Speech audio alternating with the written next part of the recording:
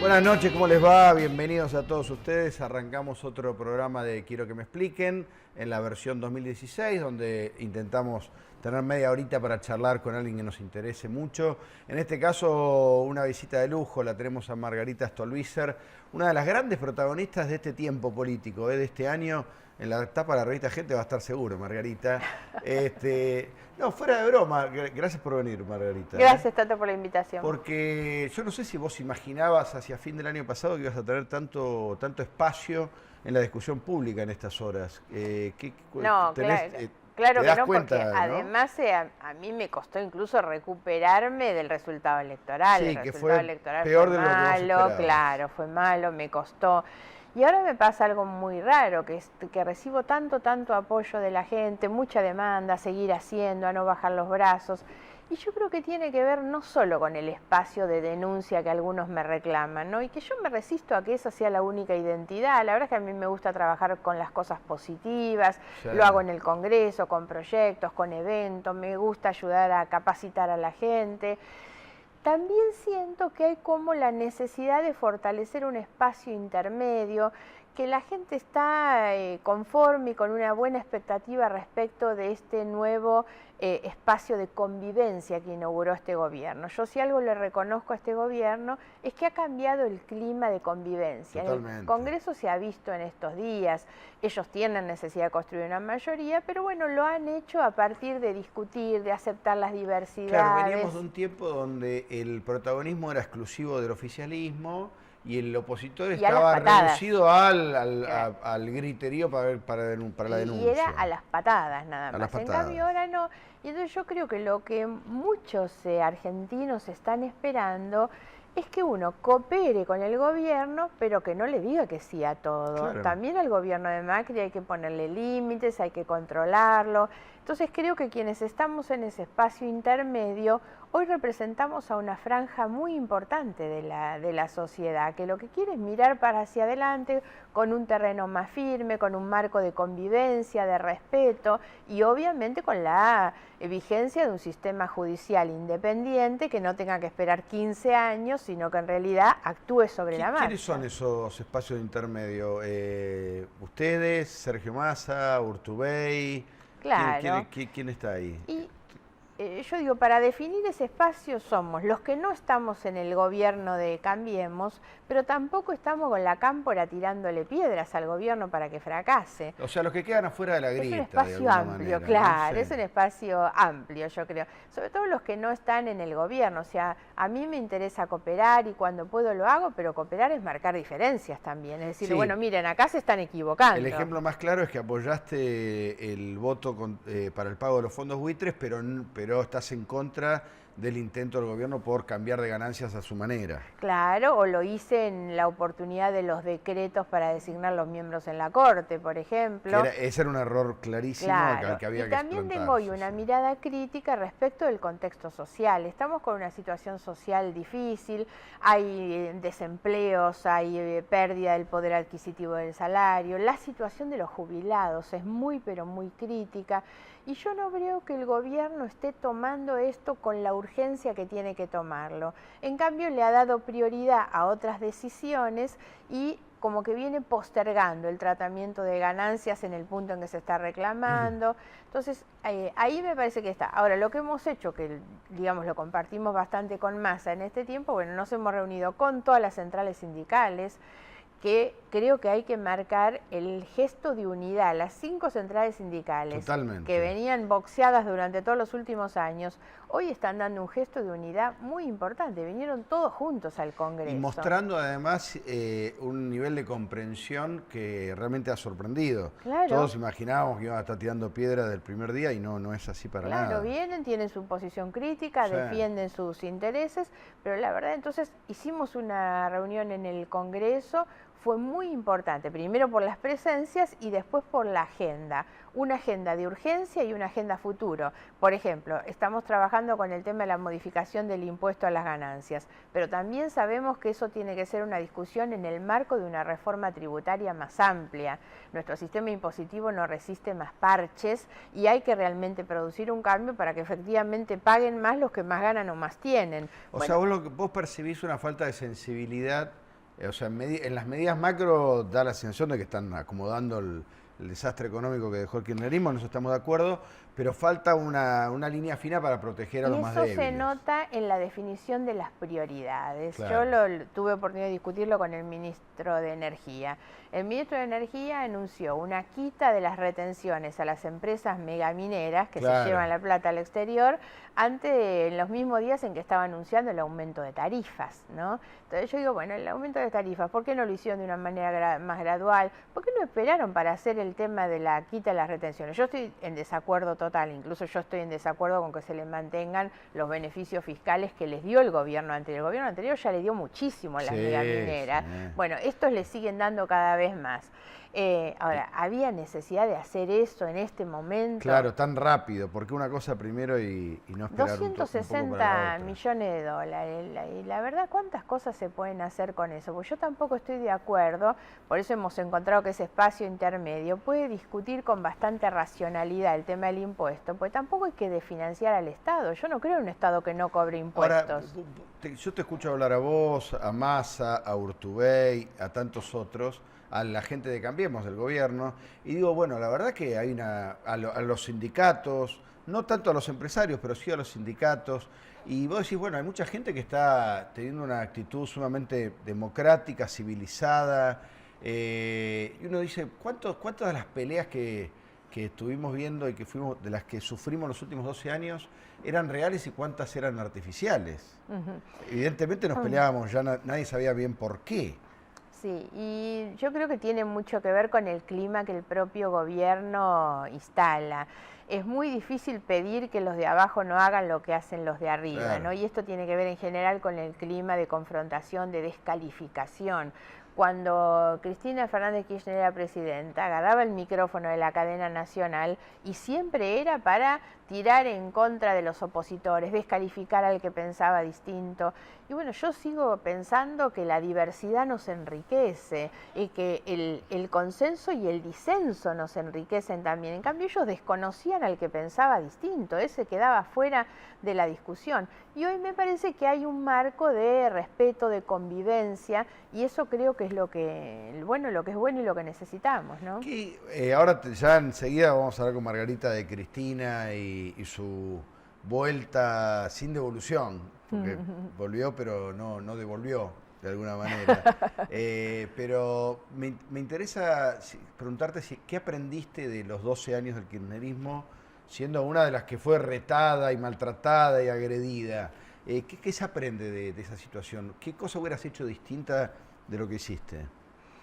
A ver, uno siempre, por supuesto que aprende y tal vez justamente la confrontación y la pelea es lo que más nos termina zamarreando. Yo creo que terminamos estando demasiado ocupados en esa pelea, incluso en responder a esa pelea, y uno fue perdiendo el terreno en la calle también, ¿no? Claro. Un terreno que no perdió el kirchnerismo. El kirchnerismo peleaba, pero mantuvo su territorialidad, digo, en el espacio militante y callejero. Sí. Y los demás como que nos recluimos demasiado en el marco del Parlamento, porque el Parlamento era lo que nos daba la posibilidad de hablar, de gritar, de quejarnos, ¿no? Y me parece que esa fue una pelea que ha resultado costosa y que por eso a ellos les valió haberse quedado 12 años, ¿no? Porque tenían ganado ese territorio.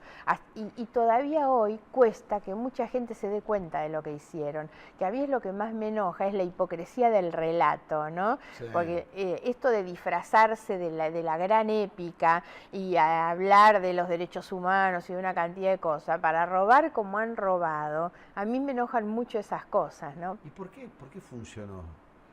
Bueno, en gran medida por esto, porque instalaron con una enorme eficacia comunicacional un relato y porque estuvieron en la calle. Yo creo que nos ganaron en gran medida esa parada porque lo hicieron en la calle. Entonces, como estaban al lado de la gente, eso en definitiva, y había equipos militantes que lo hacían, la Cámpora lo hacía, y eso terminaba cubriendo o encubriendo a los otros que saqueaban. En un momento dado cooptaron a las organizaciones sociales, que también tienen mucha presencia barrial. Claro. ¿No? ¿no? Y eso generalmente fue desatendido. Bueno, el radicalismo en su época lo tuvo y lo perdió, claramente, Claro, por lo menos en la zona de creo área que metropolitana. en general ¿no? las organizaciones populares, los partidos populares, fueron resignando en gran medida ese espacio sobre el que ellos avanzaron. ¿Y cómo va a ser ahora un gobierno de Cambiemos que no tiene tradición de eso, que no tiene tradición de andar por los barrios, de trabajar ahí? Bueno, están los intendentes, el Estado se ocupa de eso, pero no tienen al militante tradicional.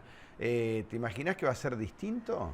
Yo creo que nosotros tenemos también que replantearnos las nuevas formas de comunicación, ¿no? Porque también es cierto que ya la política no se hace de la forma tradicional en que se hacía. Igual nada reemplaza el contacto personal, pero hoy los medios de comunicación en gran medida, digamos, son los que terminan reemplazando eso. Y este es un gobierno que a mi juicio tiene demasiada dependencia del marketing y las luces de las cámaras de televisión. Entonces hacen muchas cosas que tienen más que ver con la finalidad del marketing y del impacto mediático que en realidad las cosas que la gente está esperando. Bueno, hablaba un poquito de Cristina. Hoy yo te escuché en la radio y no pude más que coincidir con vos.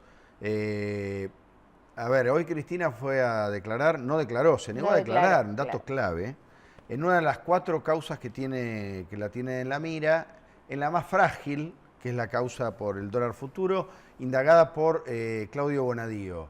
Y se montó un gran espectáculo político. Sí. ¿Cuál es tu conclusión sobre eso? ¿Qué vimos hoy? A mí me llama la atención esto de que es como que no hubiera pasado nada, ¿no? Igual yo creo que el poder de Cristina ha quedado bastante minimizado y como encapsulado en pequeños grupos muy radicalizados, que es el ultracristinismo, donde está los sectores de la Cámpora, Sabatella, pero yo ya creo que ni siquiera su propio partido le responde. En el Congreso lo hemos visto, la división del bloque del Frente para la Victoria y el bloque justicialista, porque además el peronismo tiene una concepción muy vertical y reemplaza a los líderes cuando los líderes pierden poder. Entonces creo que eso es lo que la tiene mal a ella hoy, la pérdida del poder propio, la pérdida de su liderazgo político partidario y obviamente las causas judiciales. Ahora, una persona que no tiene la dignidad de ir a declarar ante la justicia para rendir cuentas y te hace semejante discurso de 1 hora en ese espectáculo público, bueno, a mí... Contame, ¿dónde lo viste vos, por ejemplo? Estaba en mi despacho, en la oficina, y lo puse... ¿Con un par de asesores? Sola, ¿no? Estaba sola. Sí, algunos dicen porque yo tuiteaba en el momento en que la iba escuchando a ella, iba tuiteando ahí. ¿Qué te pasa? ¿Te enoja? Me enojaba, ¿Te reís? sí. No, te enojas. No. Me enoja, sobre todo me enoja la hipocresía, porque había una gran movilización de sectores populares y la señora que explique la plata que Báez le pagó, porque sinceramente ese es, para mí, yo que soy denunciante en esas causas, que la verdad he visto los documentos, porque la cosa está tan comprobada, el principal empresario de la obra pública, que ha recibido todos los negocios que le dieron Néstor primero y Cristina después, tan clarito todos esos negocios que le dieron, les devuelve y les deposita en sus cuentas millones y millones de pesos que ella y su familia cobran. Digo, primero que nos explique esto y después que nos haga los grandes discursos, ¿no? No, sí, básicamente lo que ella de alguna manera dijo hoy es, me vienen con el discurso de la moralina para tapar la revolución que hicimos. Sí, un gran, profundo cinismo seguramente. A ver, hay 2 grandes causas que son las que verdaderamente complican a Cristina. Esa cosa tan autorreferencial que tiene. A mí, en general, yo tengo un rechazo hacia la autorreferencialidad, que es muy común en la política. Sí. Y ella es muy así, ella agarra el micrófono y habla de ella y de ella y de ella. Vuelven a utilizar la asignación universal. Yo, después de 12 años de gobierno, nos dejaron 12 millones de personas pobres y vuelven a hablar de la asignación universal, como si eso pudiera ser una concesión graciosa. Es un derecho que las personas tienen, a lo que ella apenas si algo le dio, porque ni siquiera lo reajustó frente a la inflación, dejó tanta gente pobre y vuelven a hablar de la asignación universal. No tienen otra cosa, ¿no? Pero sentís que era una foto del pasado. Sí, totalmente, totalmente. Por eso, claro, uno de los tweets que yo escribí puse que le avisen que su tiempo ya pasó Totalmente. en realidad, porque parecía que no, Si hablaba que no como había si todavía pasado nada. tuviera el poder y no, el Claro. poder, qué rápido que se escurre el poder, ¿no? Sí, sí, bueno, sobre todo por eso hay un reemplazo muy rápido de los liderazgos, cuando los liderazgos solamente se construyen en función del poder que ejercen, digamos, y en función de la plata que reparten también. Qué bárbaro. Decíamos que hay dos grandes causas en la justicia. Una es Otesur, la que denunciaste vos, con las empresas hoteleras de Cristina que recibían claramente, claramente no, pero que servían para lavar dinero de sobreprecio de obra pública o lo que fuera. Y después está la concreta de sobreprecio de obra pública, fuga de capitales, la ruta del dinero K. Vos estás pidiendo que se junten esas dos causas. No, Contanos que se junten no. Sino, yo lo que pido es, Casanello es quien está investigando esa causa grande que se llama la ruta del dinero K, en realidad, que ahí lo que hay es una investigación sobre los negocios de Lázaro Báez. Sí. Lázaro Báez tenía un negocio que yo a veces lo grafico como en 4 puntos, que eran sus, digamos, los 4 momentos en los que él iba obteniendo dinero ilegal. El primero es la cartelización de la obra pública, porque él se presentaba con todas sus empresas, fue absorbiendo empresas del sur, que exactamente, y siempre ganaba. El segundo punto son los sobreprecios. Lo que se le pagaba a él no se paga en ningún lugar por las mismas obras. El tercer punto es la utilización de facturas truchas. Esa es una denuncia que yo hice y que a Casanello le sirvió para investigar justamente de qué manera él se quedaba con esa cantidad de plata mala vida, de dinero ilegal, que era lo que después utilizaba para pagar. El último punto es un fideicomiso financiero del Banco Nación, que es una denuncia que yo hice y que la tiene Rafecas, y yo estoy pidiendo que Casanello la traiga. Y después está el paquete de las denuncias, digamos, de las causas que maneja Rafecas, que están relacionadas con Otesur. Yo ahora presenté una nueva que es Los Sauces, que es otra sociedad de Cristina, que opera igual que Otesur, pero en Otesur Lázaro Báez le paga en concepto de alquiler de habitaciones y en Los Sauces le paga como alquiler de los inmuebles. Sí, blanqueo claro de plata. O sea, lugar donde plata que nadie puede justificar, se justifica. Claro, entonces yo lo que le digo a Casanello, en la causa Otesur, mientras que esa causa la tuvo el juez Bonadío, Bonadío, recordarás que hizo en julio del año pasado una cantidad de allanamientos en simultáneo un día. En el sur, claro. Se trajo un montón de documentación y antes que la documentación llegara a Buenos Aires le habían sacado la causa, lo corrieron a Bonadío, la causa terminó en el juez Rafecas y toda esa gran cantidad de documentación en un galpón que tiene la prefectura. Nunca se hizo ni siquiera una pericia de todos esos documentos y ahí hay mucho material que le sirve a Casanello para cerrar ese circuito del dinero, porque después de los videos que tuvieron tanto impacto, la gente contando la plata, lo que el juez tiene que averiguar de dónde viene y a dónde va esa plata. Claro, está todo interconectado. Exacto, entonces, pero yo no le pido acumular las causas porque temo que en la acumulación terminemos complicando. Entonces lo que le pedí es que él busque la causa y los documentos sobre todo para tenerlos a la vista, porque eso es una prueba que le va a servir a él en su investigación. Y después en algún momento tendrán que vincular. Y de paso hay 2 jueces trabajando. Claro, porque las causas de Otesur y Los Sauces lo que muestran, clarito con todos los contratos, es cómo el empresario de la obra pública le devuelve los favores, le retorna los favores a través de estos 2 formatos de hoteles y de inmuebles a la familia Kirchner. Hay una cosa que llama la atención a todo el mundo, que es el tema del negocio hotelero, porque el negocio hotelero es como ya, lo que dicen los que saben es que ya no se lava plata con hoteles, porque es muy obvio. Eso es lo que muchos dicen, que Kirchner, Néstor, que fue el que lucubró este negocio para tener su propia lavadora en realidad y no tener que pagar a los lavadores de plata, utilizó eso que es un modelo muy antiguo. Ahora, Digo, es Las Vegas, ¿te acuerdas la película de Las Vegas? Las Vegas se creó para eso, pero hace universalmente 50 años. conocido exactamente. El negocio hotelero, hoteles lujosos y vacíos, es lavadero de plata en realidad. Pero Kirchner atrasaba un poco en esas cosas y él es el que arma ese negocio hotelero. Por eso usaba mocasines, la virome, el tipo estaba como el saco cruzado. Claro, bueno, más o menos responde a eso, pero además porque lo manejaba directamente él con Baez. Normalmente el lavado de dinero son empresas montadas que lavan la plata ilegal de otros. En cambio, él alarma para lavarla directamente él, ¿no? Claro. Entonces, porque no quería pagar ni comisiones siquiera. Qué increíble, hasta que un día te aparece un Fariña y te cambia todo. Vamos a una pequeña pausita y seguimos hablando con Margarita. Ahora te voy a preguntar si confías en el juez Casanelo, ¿vale? Vamos a la pausita y seguimos.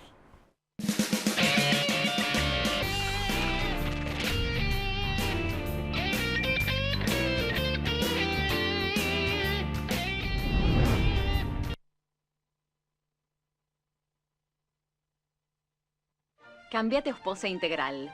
Gana tu salud, ganas vos. Ospose Integral. Compromiso médico. El Centro Médico Montserrat, por sus servicios médicos de excelencia en diferentes especialidades, obtuvo la distinción del ITAES, el instituto que acredita garantía de calidad médica.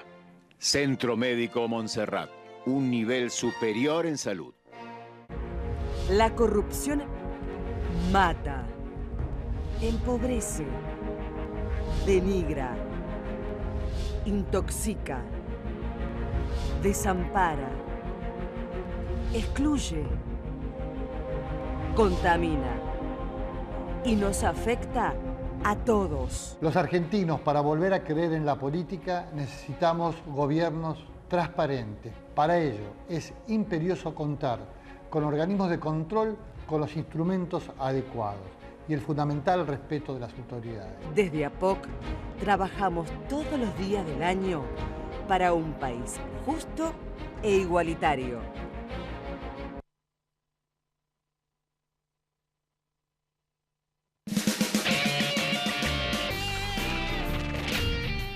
Bueno, seguimos con Margarita Stolbizer. Te preguntaba fuera de aire, pero, y te lo repito, Casanelo, Bonadío, estos jueces que antes no hacían nada y de pronto descubrieron la corrupción. ¿Qué hay que esperar de ellos? Yo creo que los jueces, en definitiva, no son o no están atravesando un momento tan distinto al que gran parte de la sociedad, porque también los jueces están haciendo hoy cosas porque hay muchos que hoy hablan y antes no hablaban. La aparición de ese video de hace unos días atrás, con esa obscenidad, el de la rosadita, con esa obscenidad de los tipos contando plata, generó un impacto muy grande en la gente, ¿no? Parece que muchos que no creían nada cuando nosotros hablábamos que tenemos los contratos, nosotros decíamos podemos mostrar las cosas que estamos diciendo y la gente no creía, creyó cuando vio eso. Dicen que la imagen vale más que 1000 palabras, ¿no? Y un poco ocurrió eso. Y creo que a los jueces les pasó lo mismo. Eso generó un impacto, una mayor demanda social, los jueces se sienten más observados y entonces actúan. O sea, creo que hay que tener en cuenta que hoy tienen más elementos para investigar, se han sacado el fardo encima de investigar al poder, que lamentablemente la falta de independencia de nuestra justicia es eso, es una justicia que llega recién cuando los que tienen poder empiezan a perderlo. Pero vos decís que el humor social también gobierna. Sí, yo creo... También gobierna incluso en tribunales. Lo digo porque hoy hay una demanda social sobre los jueces y te dicen, no, estos que no hicieron nada durante tanto tiempo. Bueno, miren, pero Cristina la ganó con el 54% de los votos, Entonces mucho de lo que le están reclamando a los jueces fueron los que la votaron. Obvio, sí, que antes no importaba y ahora sí también. Claro, claro. Entonces hagámonos cargo de todo. Pero es interesante ver a la justicia federal tan polémica y tan cuestionada, a mi gusto tan corrompida, como también como el resultado de un clamor popular o de un estado emocional de un país. Por eso digo, ¿no? hoy se sienten observados y es bueno que sea así, es bueno que sea así. Porque los jueces, como nosotros, mandan sus chicos a los colegios, andan por la calle y van a un restaurante. Claro, claro, Y yo claro. imagino que a ninguno de ellos le gusta que la gente se les pare en la calle y les esté reclamando por lo que no hacen, ¿no? Y hoy las caras de ellos son mucho más visibles para cualquiera Sí, también. totalmente.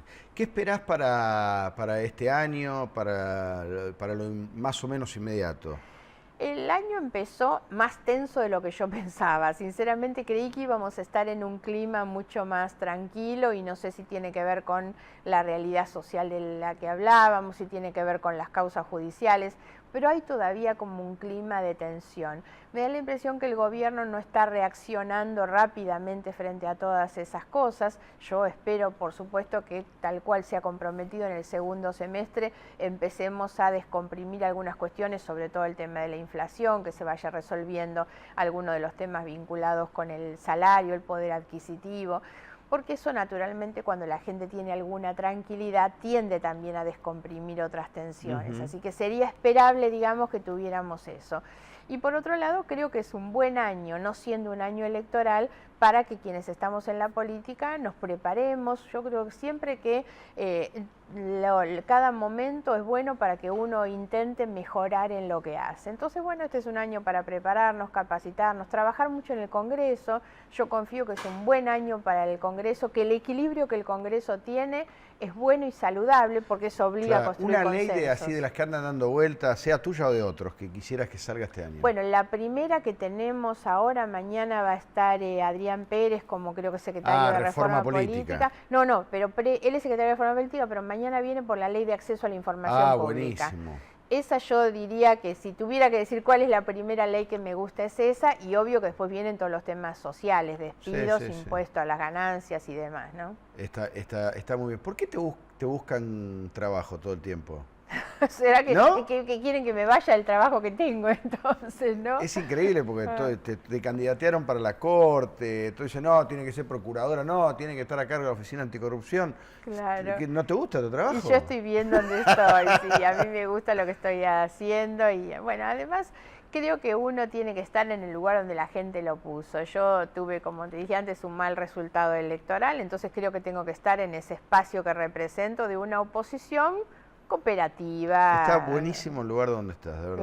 Claro. Está buenísimo. Margarita, te agradecemos mucho, te esperamos en algunos meses, te vamos a invitar de vuelta. Cómo no, porque siempre muchas gracias. nos gusta mucho charlar con vos. Gracias, Tato, muchas gracias. Gracias y suerte en Río, para tu niño Sí, grande. claro, ahí voy a estar. Nos vemos nosotros la semana que viene, aquí quiero que me expliquen. Buena semana para todos, chau.